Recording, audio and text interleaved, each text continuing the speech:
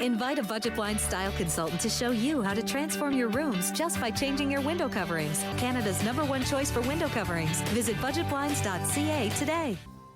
This is Newcap News with Bart Pediasic.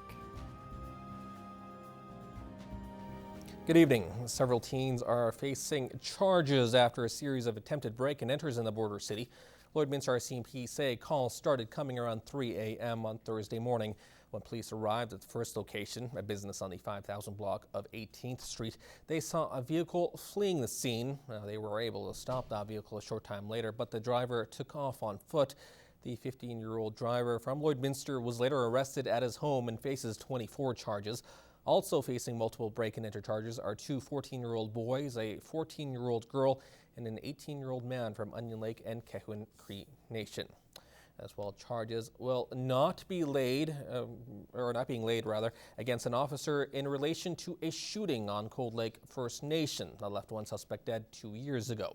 This, according to a report released by the Alberta Serious Incident Response Team today. On August 15, 2013, police were told a fugitive from BC was holding up in a residence on the First Nation and had access to weapons. 6 officers searched the home and found a suspect with a knife. When the suspect failed to drop the knife, an officer fired 2 shots, hitting him in the chest. The victim was immediately taken to hospital, where he later died of his injuries. ACERT says the officer acted lawfully in light of the circumstances.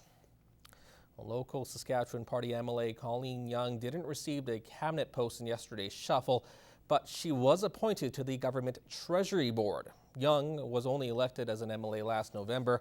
She says she's looking forward to the challenge of her new role.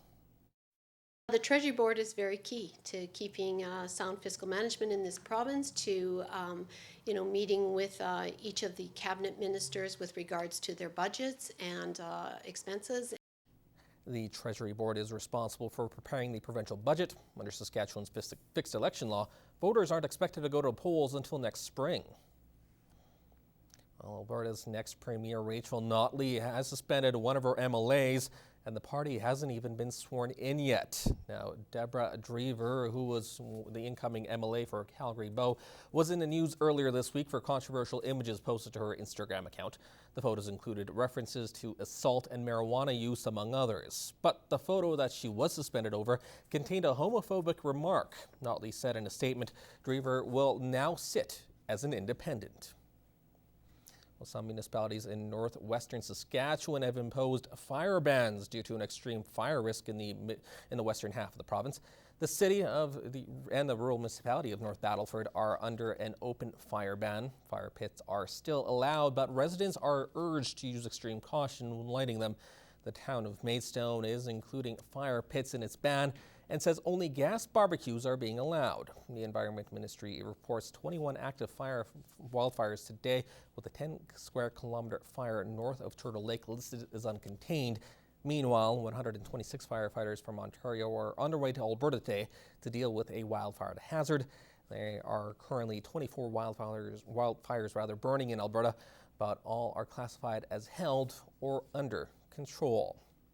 Well, a local student from Holy Rosary High School is going on a trip of a lifetime this summer after being selected as a junior Team Canada representative.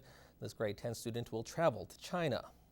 We're going over to China to try and promote Canadian industry and make trade relations while we're there. Boyer says she's interested in politics and business, and this is a great opportunity to gain leadership experience and learn about foreign affairs. I'm representing the education sector, so I'm going to be reaching out to different universities and colleges here in Canada and just trying to see what they need so that I can help partner with them while I'm overseas. She's going to bring so much to the table in terms of just how smart she is, how critical of a thinker she is, how creative of a thinker she is. She is very well-rounded.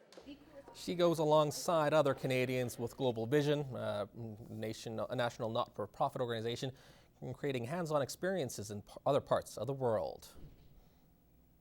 The Provincial Skills Canada competition just wrapped up this past week with more than 600 high school and post-secondary students competing in Edmonton. And 20-year-old Hunter Weatherly, a Lakeland College student, came home with a gold in the steam fitter pipe fitter event. During the 2-day event competition, he had 12 hours to fabricate a piping system and was judged on quality, workmanship, and accuracy.